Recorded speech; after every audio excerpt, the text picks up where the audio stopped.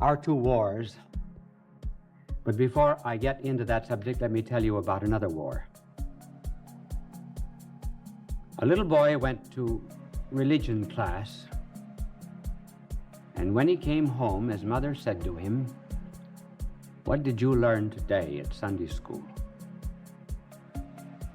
He said, "I learned about the war of Moses and the Egyptians." Well, what happened?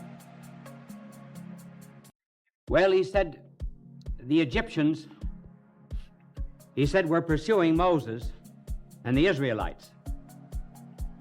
So Moses telephoned to his engineers. His engineers laid pontoon bridges all across the Red Sea. When the bridges were laid,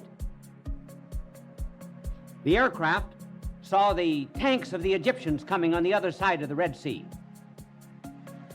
Moses telephoned the airfield, radioed the jets to bomb all of these tanks and the army, which they did. Then when the Israelites were across, then they bombed the pontoon bridges, and Moses and the army was safe. Mother said, is that what they told you in Sunday school? No, he said, it isn't. But he says, if I told you what they really said, you wouldn't have believed me.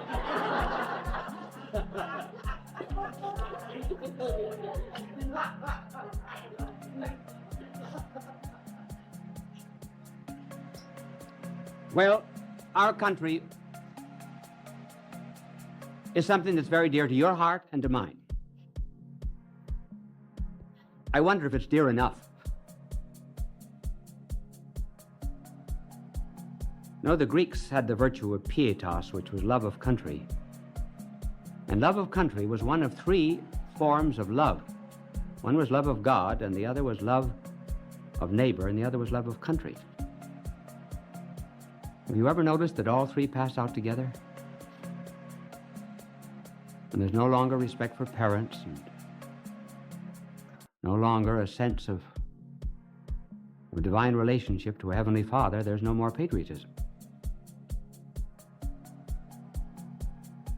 And because the country means so much to us, and as Lincoln said, we've been blessed as no other country in the history of the world has ever been blessed. It makes one feel rather tragic that we are in two wars.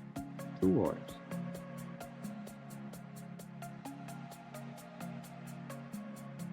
One of the wars that we're in is what might be called the protracted war. The other war we are in is the insurgent war. The protracted war is one that we fight outside our country. The insurgent war is the one that is fought inside.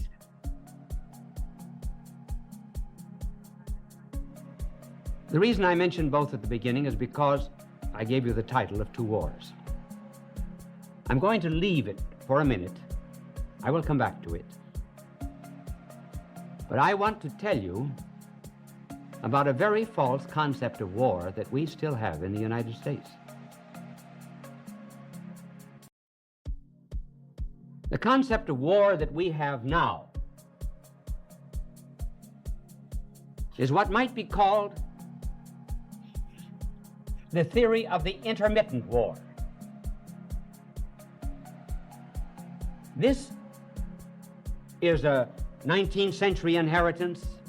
One might almost say it is something that has been inherited from the centuries. But our philosophy of war at the present time is that war is not constant. That war is something that disturbs relatively long periods of peace. Secondly, our false theory of war is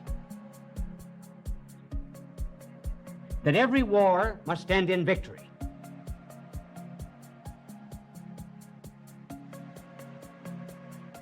Because we have the theory of intermittent war, if you pick up an American history, you will find example, our history in terms of a war, say Civil War, World War I, with the dates after it, say World War I, 1914, 1918, and so forth, World War II, and any other war that we happen to be in. You see, it's intermittent. It is not a continuous thing. Now, I wish to suggest to you, for a better understanding of our country, that this theory of an intermittent war can cause us a great deal of trouble. We must understand what is new in the world. And what is new is something that was introduced in 1917,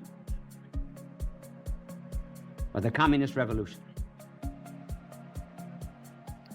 The Communist Revolution introduced into the world the notion, did you ever figure out how my angel always, I never tell my angel when to clean a blackboard. Ever notice that?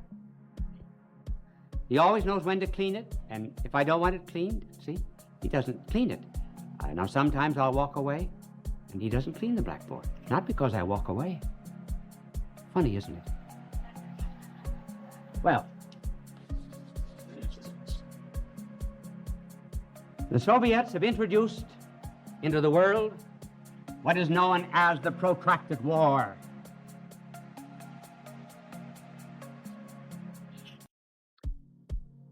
What does the protracted war mean? It means that war is continuous, not intermittent.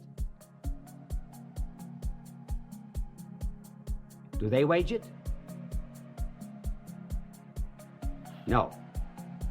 The Soviets and the communists in general have two zones. One is called the peace zone, and the other is called the war zone.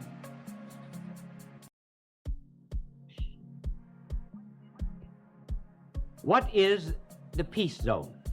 The peace zone is Russia.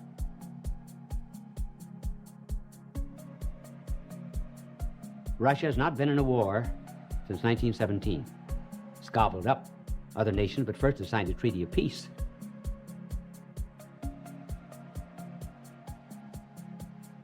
Russia is the peace zone. Russia will not go to war with any other nation until the last war, when they will be victorious.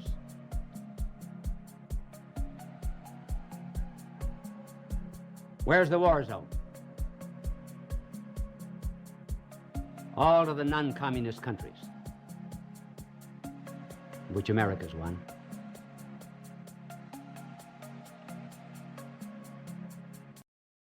Russia will not send men to a war zone.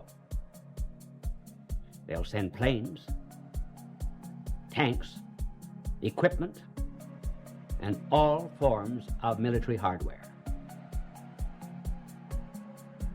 But Russia keeps peace at home. And if it fights elsewhere, where we might become involved, it does so by proxy. Who are the proxies? Any of the communist duped countries that will fight because Russia wants them to fight.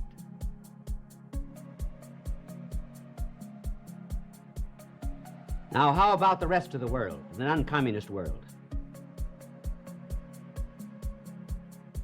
This non-communist world is the war zone. Here, the war must be continuous. They do not want peace. They cry peace at home, but wars must be incited elsewhere. So just imagine a number of dominoes put upright, one after the other, on end. The Russian theory of war is to get any non-communist nation battling one of their dupes, or battling any other non-communist nation, so that one domino knocks over another domino until all of them are prostrate and then Russia is ready to come in for the kill.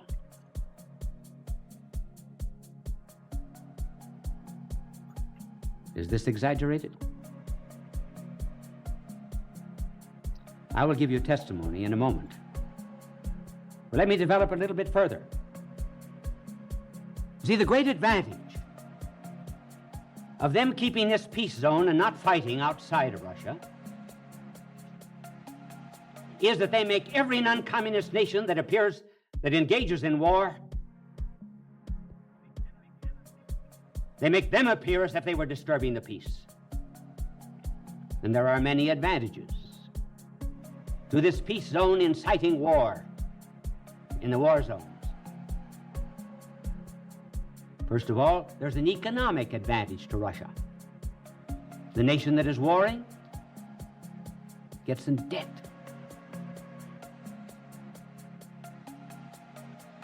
There's a political advantage to communism in inciting wars in other nations, such as our own. It disturbs the unity of the people. There is a psychological advantage. The psychological advantage is that they convince the other nations of the world that the one people that is disturbing the peace of the world is, for example, America. And finally, there is a religious advantage to keeping the non-communist nations at war. And the religious advantage is that there will be some in the era of religion who will identify religion with politics and nothing else. So you add this up. Does Russia want peace? Yes, at home. Outside of Russia, what does it want? War. Does it want us to be at war? It does. Does it want us to stop fighting? I'm speaking of the inner core of Russia. No.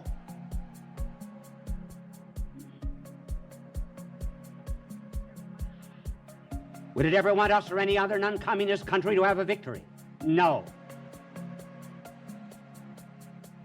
Is this my imagination?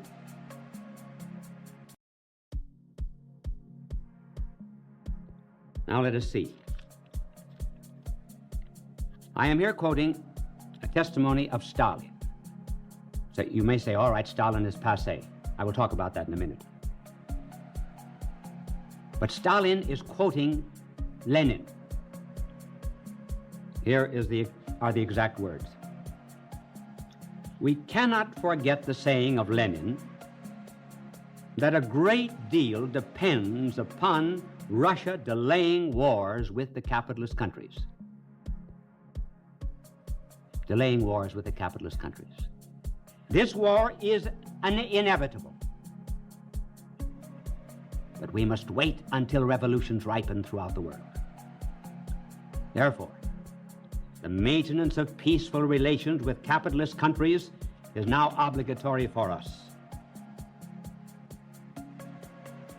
The only war we will fight will be the last war.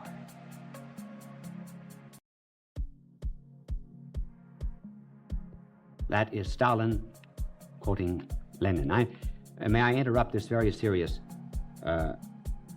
telecast to tell you about a story about Stalin. Remember when Khrushchev came in power and he wanted to de-Stalinize and he dug up the body of poor Stalin, remember? And Khrushchev was carrying around Stalin's body on his back, you know, finding a place to bury it. Couldn't be too public, couldn't have a veneration of Stalin, so he called up Ben-Gurion in Israel. He says, Ben-Gurion, listen, I've got this body of Stalin, dragging it around, I can't bury it anyplace. Let me come down to see you. So Khrushchev went down to Israel to see Ben-Gurion. And he begged Ben-Gurion if he couldn't bury Stalin in Israel. Ben-Gurion agreed. They signed a treaty. And Khrushchev was happy when he got on the plane to go back to Russia. But just as he was leaving Ben-Gurion says to Khrushchev, he says to Khrushchev, I want you to know that Israel has the highest resurrection rate in the world.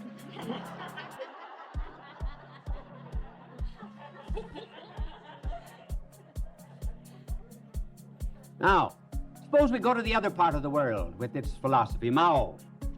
Mao has revived the writings of Sun Tzu. Sun Tzu wrote on the strategy of war 500 years before Christ. And I am quoting from one of the works of Sun Tzu. To fight and conquer in your battles is not supreme excellence. Supreme excellence consists in breaking the enemy's resistance without fighting. You see how contrary this is to our idea of victory? To fight and to conquer is not supreme excellence. We just weaken. Now let me give you Mao himself. While the enemy is strong, avoid decisive battles. Never fight any in the early stages of war. Gradually weaken the fighting spirit. And Mao gave a little parable. And this is it exactly. I'm not reading it, but I know it by heart. He tells the parable of the princes of the iron fan and the monkey. Now, a princess with an iron fan could very well fend off a monkey. But he said the monkey conquered the princes of the iron fan by turning himself into a little insect and then getting inside of the princess until she was infected with the germ and she died. So, Russia talks peace. But my fellow citizens, may I say to you, we must be careful. Russia does not want peace. It would be very happy if we stayed in war until we were completely weakened. Then comes the last battle. That's one of the wars we're in. And we've completely forgotten our communist philosophy. And the judgment that I'm making is based upon that, not based upon politics. Now we have another war. The other war is the war at home. It's the insurgent war. What's the insurgent war? The insurgent war is the war that comes from a breakdown of law and authority. The insurgent wars come from a revolution of protest, of being against something without being for anything. Robert H. Sangster has written very well of this insurgent war, and he tells how revolutions and disturbances of the country's peace take place. And they do it in three ways. First of all, those groups or leaders that would disturb our country and start an insurgent war, first of all, have a number of Minutemen. That is to say, they are those who can be called out very quickly for any kind of protest. All they have to do is call up a few colleges and a few other groups, and sure, they'll protest. They don't know what they're protesting against, but they're protesting. Those are the Minutemen, ready to run. Next comes the followers. The hangers-on, better. Hangers-on are the people who see the placard and they say, yes, this is right, and hear the shouting, and so the crowd is swelled. This is not dangerous. But down at the bottom, the hardcore. And in a group of 50,000, how many would belong to this hardcore? 200. 200. And they'll be equipped with electronic loudspeakers. They're the ones you have to watch.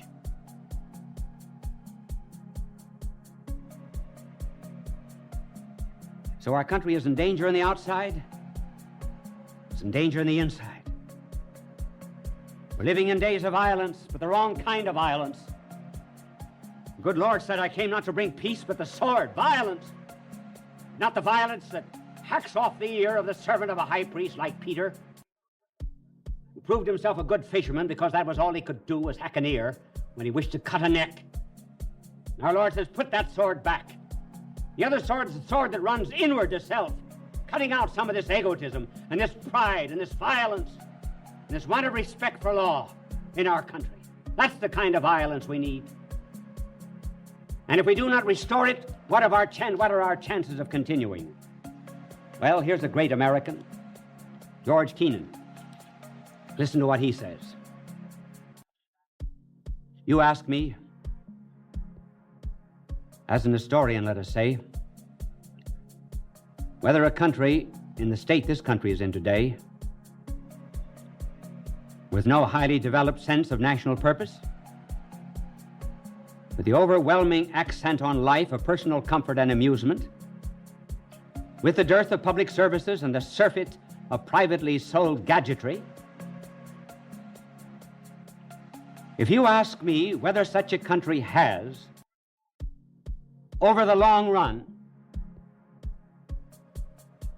a chance of competing with a purposeful, serious, disciplined society such as that of Soviet Russia, I must answer, no.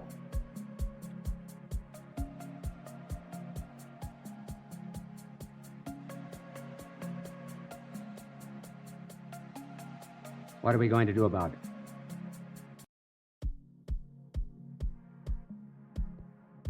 Are our judges going to be so weak they will release every criminal?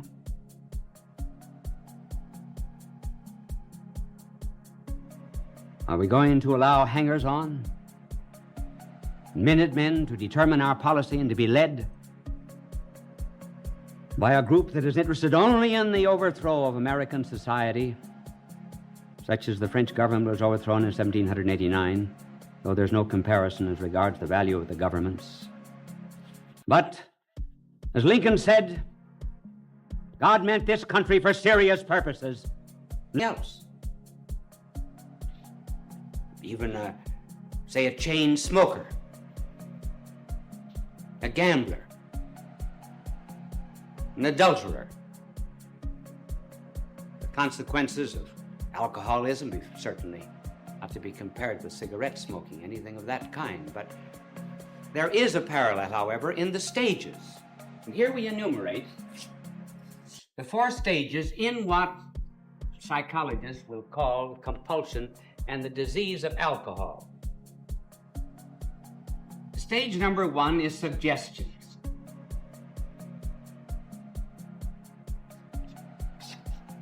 Suggestion, why don't you take a drink? Everybody else is. You'll be queer if you don't. Now, there's nothing wrong in this. I'm not discussing the morality of it at this point. The mere fact alone of suggestion. After the suggestion comes the second stage, which is the action. I did not use temptation here because taking a drink is not morally wrong, and just the suggestion. The action is taking it. I heard of an old woman about 70 who was induced for the first time to take a drink of alcohol. And she sipped it and savored it, and then she said, you know, this is just like the medicine my husband has been taking for 40 years. Next stage is the habit.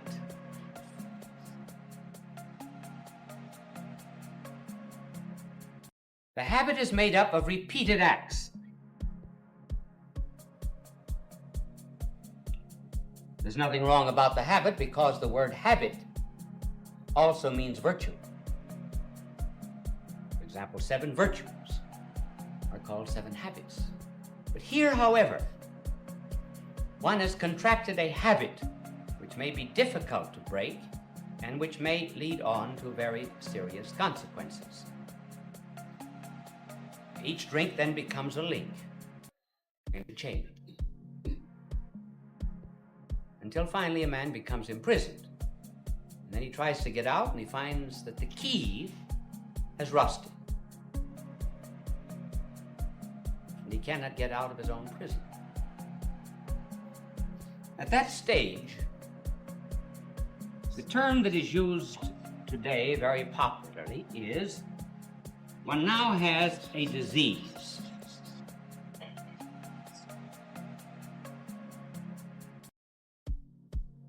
Or a compulsion neurosis. Now, it is true that there is a compulsion. It is true that freedom has, to a great extent, been destroyed. But is this fourth state something new? Haven't we known about it for centuries? There was another name given to it. And the name that our blessed Lord gave to it was much better. He called it slavery. He who commits sin becomes the slave of sin.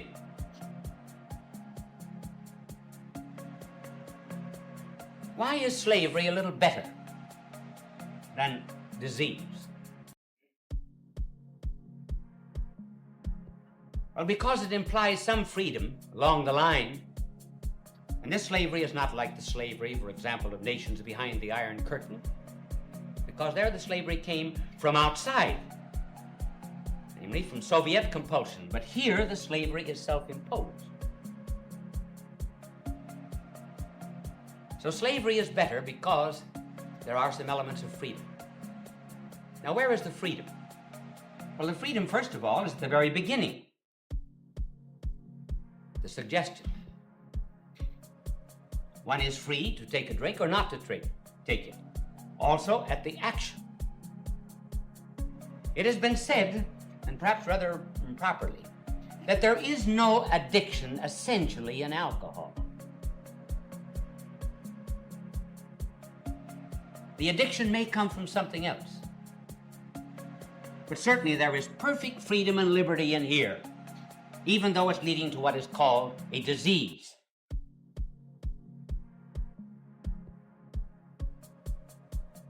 But when one gets down to these stages, is there any such thing as freedom? When it becomes a habit.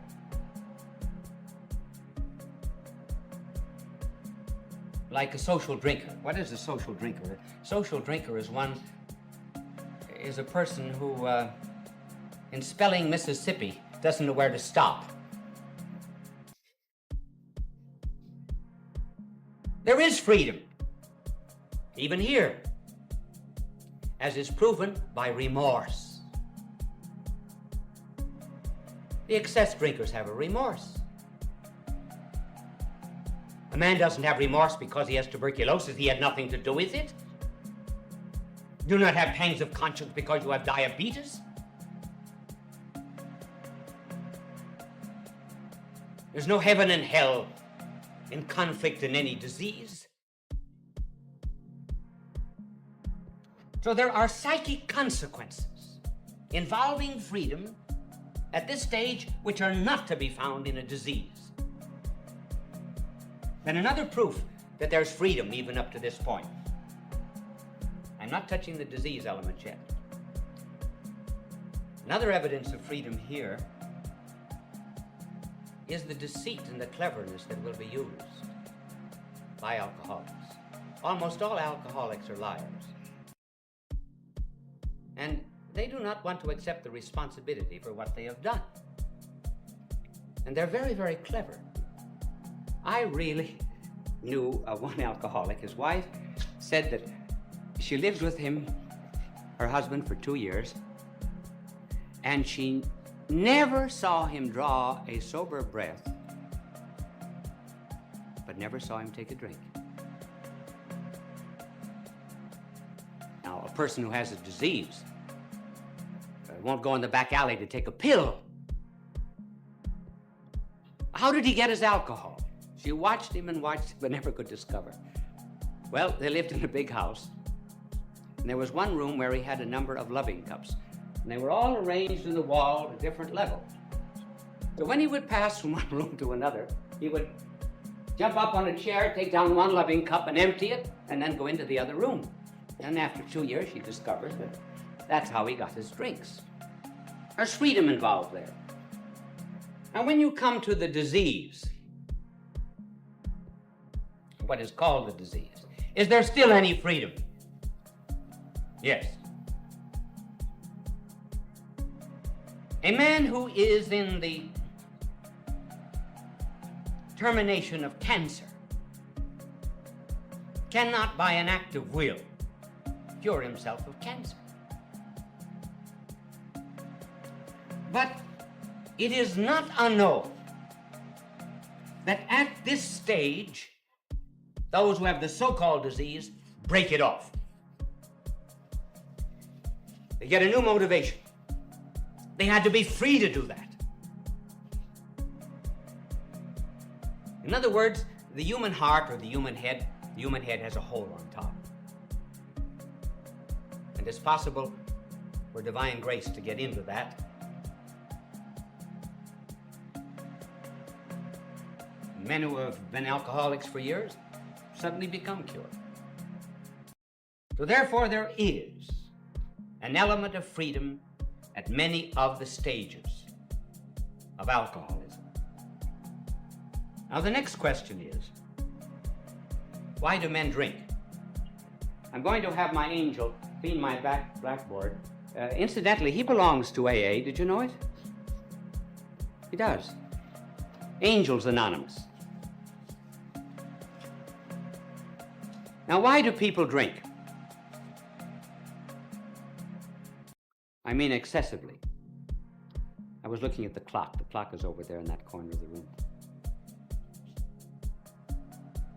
Well, they may drink for one of two reasons, either because they like the stuff or because they do not like something else.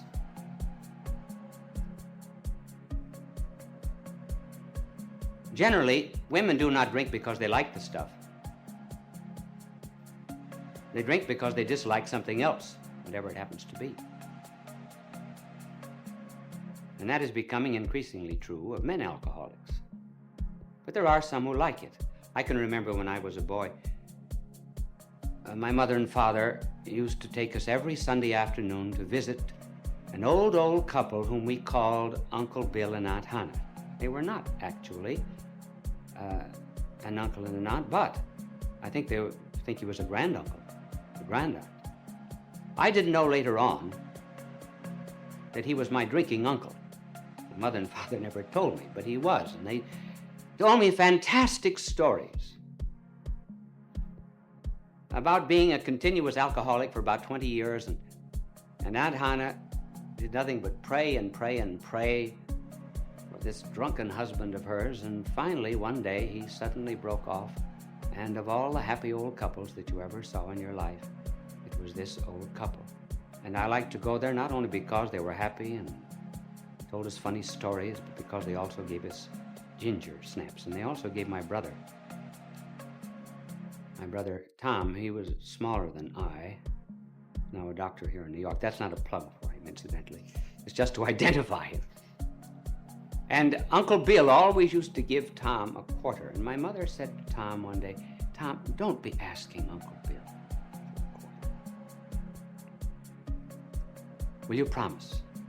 So Tom promised he wouldn't. The next Sunday, we drove up. Tom said nothing during the visit, and as we ate ginger snaps, but just as we were leaving, he said to Uncle Bill, "You know." So he got the 25 cents. Now, I was only a boy then, but I think Uncle Bill at one time liked the stuff. But today, men dislike something else. And let me tell you of a test that was made by a Dr. Jules Masserman, which rather shows that alcoholics become such because they're in flight from something else.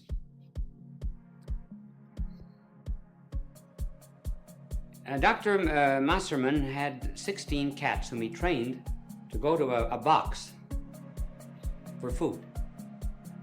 And then after a while, he trained them to press a little red button and the box would open. And after a while, they learned that. And then he put an electrical charge on the red button so that whenever the cat's paw went down on the red button, he got a shock. And he didn't want to go near the food. Dr. Masserman then spiked the milk of the cats, and they wouldn't drink it. He wanted to see how they would act under the influence of alcohol in the face of this shock. So he injected alcohol into their veins. Well, they would stagger a bit toward the button, and some of them, under the influence of alcohol, would overcome the shock and get the food.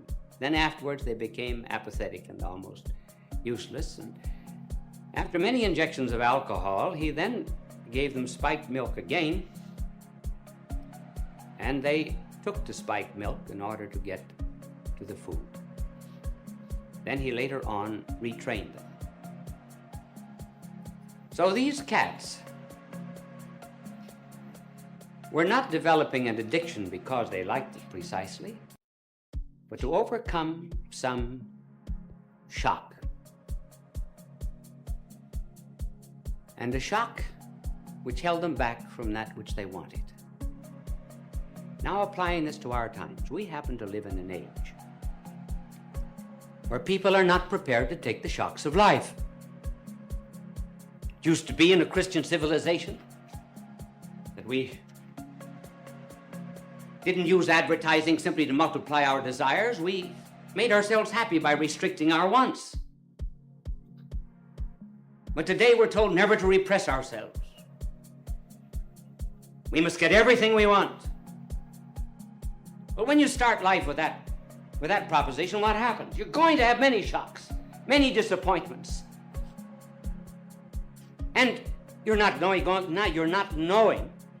know how to take them. And the result is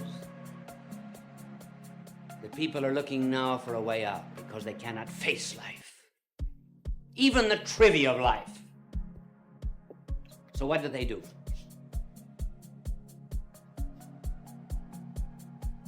One hardly ever hears it anymore, but years ago,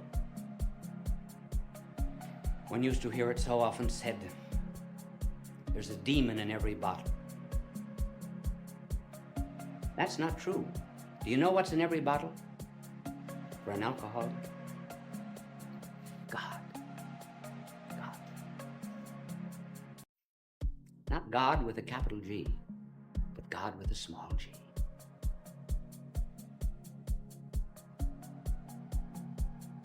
On the one hand, the alcoholic,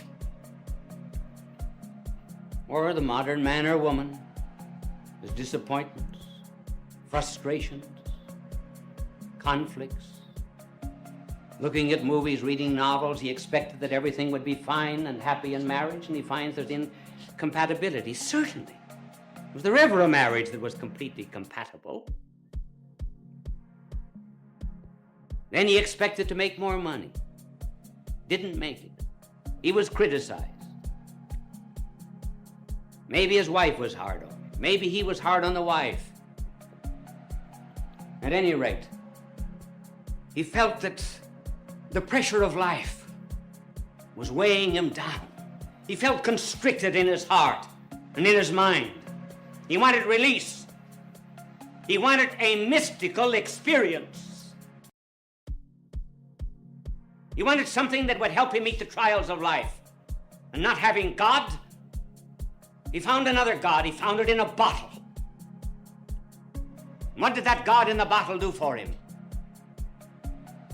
That God in the bottle gave him courage.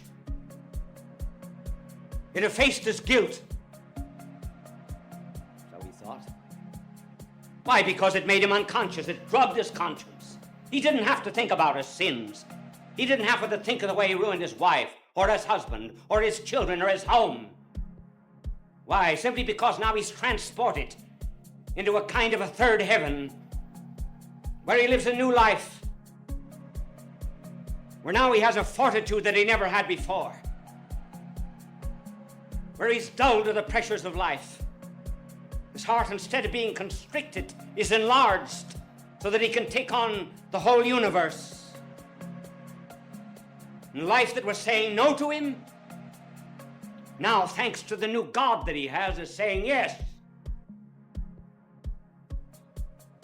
All of the cold experiences on the periphery of life are done away with thanks to this new religion, thanks to this new God, thanks to this new church of a bottle.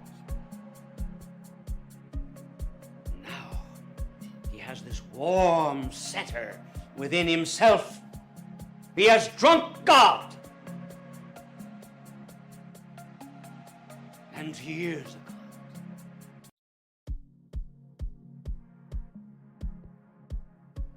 That's why I think people are drinking today. And just to say it's a disease will never cure them, nor even to say they're guilty. Many other helps have to be used. I'm not speaking of those. I'm only speaking of one aspect. Here, the aspect of freedom. And there is a way in which, if they are brought to another motivation, they can be helped. One has to be very careful, even in using the medical means, that one does not leave an empty house. Remember the story in the Gospel of the soul that was left empty, and 7 devils worse than the first came back. And the last state of the man was worse than the first. One has to fill up this yearning for the infinite. One has to give, as it were, a true mystical experience for all of these false experiences. And that is why the motivation must be divine. There will be some who will not take it, certainly. Just as many will not give up those things that are ruining the health. I've known some instances where it was done very rapidly. I once had a woman